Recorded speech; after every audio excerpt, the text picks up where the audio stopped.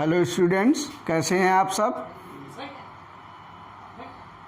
आज हम एक नए वीडियो के साथ उपस्थित हुए हैं। पिछले वीडियोज में आपने प्रकाश के परावर्तन के विषय में जाना था। आज हम प्रकाश के अपवर्तन के विषय में जानते हैं। जैसा कि हमने आपको पहले ही बताया है कि प्रकाश का परावर्तन, प्रकाश का अपवर्तन, लेंस, तो ये सब एक ही प्रकाश के टॉपिक्स हैं। आज हम प्रकाश के अपवर्तन के विषय में जानेंगे कि प्रकाश का अपवर्तन होता क्या है। इससे पहले आप हमारे चैनल को ज़रूर सब्सक्राइब कर लें और बेल आइकन को दबा दें, जिससे आने वाली वीडियो की नोटिफिकेशन आपको प्राप्त हो जाए। आइए हम अध्ययन करते हैं प्रकाश के अपवर्तन के विषय में। जैसा कि आप लोग जानते हैं, प्रकाश एक सीधी रेखा में चलता है। हमने आपको प्रकाश के परावर्तन के विषय में भी उस समय भी बताया था। आज भी हम कह रहे हैं कि प्रकाश एक सीधी रेखा में चलता है।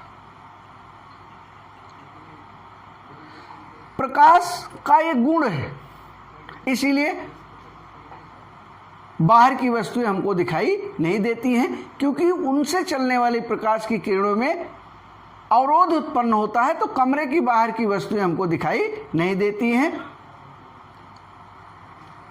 अब प्रकाश का अपवर्तन है। प्रकाश जो है, प्रकाश जब किसी समांग माध्यम में, प्रकाश किसी समांग माध्यम में, यानी दो माध्यम हैं और दोनों माध्यम कैसे हैं? दोनों माध्यम कैसे हैं? दोनों माध्यम कैसे हैं? दोनों माध्यम पारदर्शी, पारदर्शी माध्यम, माध्यम 1, माध्यम 1, 2, दोनों पारदर्शी हैं। अब यदि ये विरल माध्यम है, विरल माध्यम का मतलब वायु, ये वायु है और ये हम मान लेते हैं कांच है, यानी ये इसकी अपेक्षा क्या है? सघन है। तो यहां से आने वाली प्रकाश की किरण थोड़ा सा अभिलंब की ओर झुक जाती है। इसको क्या कहते हैं? इसको कहते हैं अभिलंब। अभिलंब अभी परिभाषित कर देते हैं इसको। ये है आपतित किरण, आपतित किरण, यह है अपवर्तित किरण, अपवर्तित किरण, यह है आपतन बिंदु, आपतन बिंदु, यह है, ये जो कोण है यह है आपतन कोण, आपतन कोण है, और यह है अपवर्तन कोण, अपवर्तन कोण, यह है अपवर्तन कोण, यह है अपवर्तन कोण। अब मान लीजिए इसको हम I से शो करते हैं, इसको हम R से। तो यानी प्रकाश की किरण यदि किसी विरल माध्यम से सघन माध्यम में जाती है तो वह अपने मार्ग से विचलित हो जाती है। इसको जाना कहाँ चाहिए था? ये यहां से सीधा जा, लेकिन ये क्या हो गई? अपने मार्ग से थोड़ा सा अभिलंब की ओर झुक गई। इसी घटना को प्रकाश का अपवर्तन कहते हैं। किस घटना को? प्रकाश किरण जब एक माध्यम से दूसरे माध्यम में जाती है तो वह अपने मार्ग से थोड़ा सा विचलित हो जाती है। इसी घटना को हम प्रकाश का अपवर्तन कहते हैं। पुनः एक बार जान लीजिए कि जब कोई प्रकाश की किरण एक माध्यम, एक पारदर्शी माध्यम से दूसरे पारदर्शी माध्यम में जाती है तो वह अपने मार्ग से विचलित हो जाती है। इसी घटना को प्रकाश का परावर्तन कहते हैं। इसके विपरीत यदि हम देखें, इसके विपरीत देखें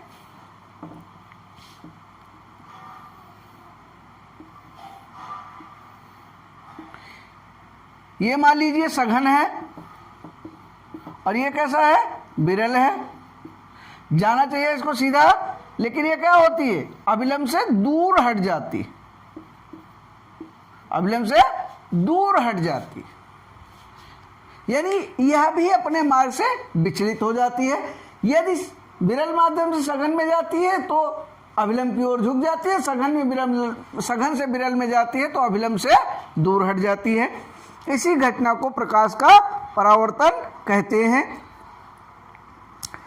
यहां पर ध्यान देने योग्य बात है कि ये जो किरण है, माना ये ए है, माना ये ओ है, माना ये बी है, तो जो ए ओ किरण है ये कौन सी किरण है, आपतित किरण। जो बिंदु ओ है इसको क्या कहेंगे, आपतन बिंदु, यानी ऐसा बिंदु जिस पर ए ओ किरण आपतित होती है या आकर के गिरती है उसे हम आपतन बिंदु कहते हैं। ओ बी क्या है, अपवर्तित किरण है,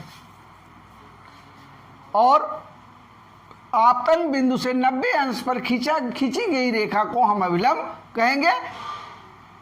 ये जो आपतित किरण है और अभिलंब के बीच बने कोण को आपतन कोण कहते हैं, और अभिलंब और अपवर्तित किरण के बीच बने कोण को हम अपवर्तन कोण कहते हैं। ये हो गया। ऐसे ही सेम इसमें भी है, ये आपतन कोण है और ये कैसा है, अपवर्तन कोण है। आई आपतन कोण है और अपवर्तन कोण है। अब हम अपवर्तन के नियम को जानते। जिस प्रकार से परावर्तन के दो नियम हैं, जिस प्रकार से परावर्तन के दो नियम हैं, उसी प्रकार से अपवर्तन के भी दो नियम हैं। पहला नियम क्या है, आपतित किरण, अपवर्तित किरण, आपतित किरण, अपवर्तित किरण और आपतन बिंदु पर अभिलंब, आपतन बिंदु पर अभिलंब, तीनों क्या होंगे, एक ही तल में होंगे, एक ही तल में होंगे। यहां पर ये क्या है, यहां पर यदि इस तल पर बनाया जाए तो क्या होगा, ये कागज बोर्ड का तल होगा। यदि आप अपनी कॉपी में बनाते हैं तो कागज का तल होगा। दूसरा नियम क्या है, आपतन कोण का साइन, आपतन कोण का साइन और अपवर्तन कोण का साइन, अपवर्तन कोण का साइन, कोण का साइन क्या होगा, एक नियतांक होगा। क्या होगा, नियतांक होगा। माना आपतन कोण क्या है, आई है, अभी हमने आपको चित्र में दिखाया था। आपतन कोण क्या है, आई है। अपवर्तन कोण क्या है, आर है।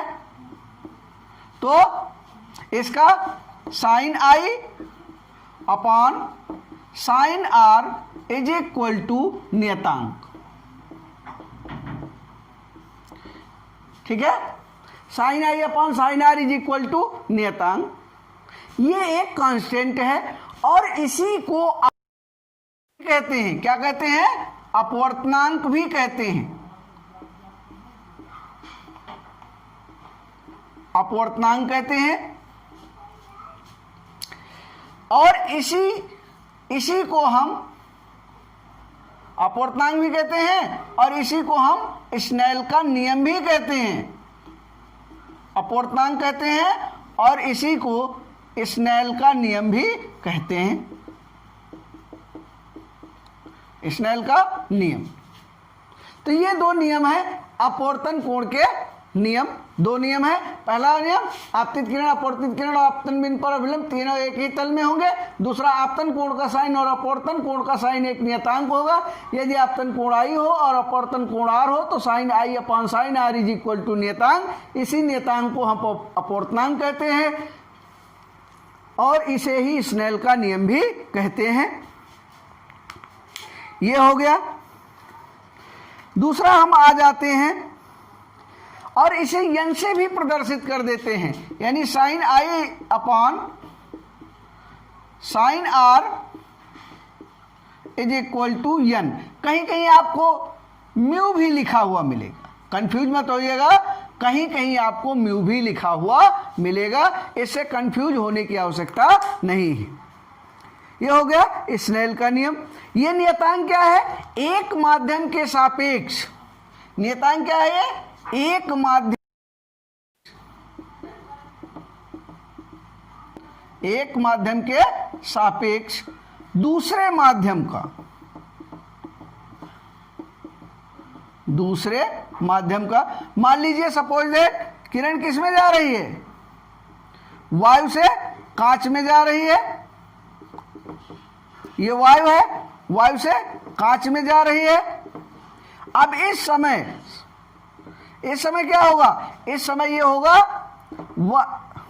माध्यम 1 वायु, माध्यम 2 कांच, तो 1n2 is equal to sine i upon sine r. ये क्या है? पहले माध्यम के सापेक्ष, यानी माध्यम 1 के सापेक्ष माध्यम 2 का अपवर्तनांक is equal to sine i upon sine r. इसी को स्नेल का नियम भी कहते हैं। अब यदि माध्यम ए क्या है? माध्यम ए एयर है, तो ए एन जी बराबर हो जाएगा sine i upon sine r. यानी किसका अपवर्तनांक? कांच का अपवर्तनांक किसके सापेक्ष? वायु के सापेक्ष। क्या होगा? Sine i upon sine r. ये हो गया। अब नेक्स्ट है प्रकाश किरणों की उत्क्रमणीयता। प्रकाश किरणों की उत्क्रमणीयता। देखिए, प्रकाश किरणें उत्क्रमणीय होती, इसको हम इस प्रकार समझते हैं। यहां पर देखिए, माध्यम 1 क्या है? वायु है। माध्यम 2 क्या है? कांच है। और प्रकाश की किरण यहां से यहां जा रही है, वायु से कांच में जा रही है। प्रकाश की किरण वायु से कांच में जा रही है। ये विरल माध्यम है और ये क्या है? सघन है। ये विरल माध्यम है और ये कैसा है? सघन माध्यम है। अब यदि इसको पलट दें हम, ये सघन माध्यम हो गया और ये कैसा हो गया? विरल माध्यम हो गया। अभी हमने आपको बताया था कि सघन से विरल में प्रवेश करती है तो अभिलंब से दूर हट जाती है। सघन है, मान लीजिए कांच है, और ये क्या है? वायु है। तो अभिलंब से क्या हो गई? दूर हट गई। किरणें कहाँ हट गई? दूर हट गई।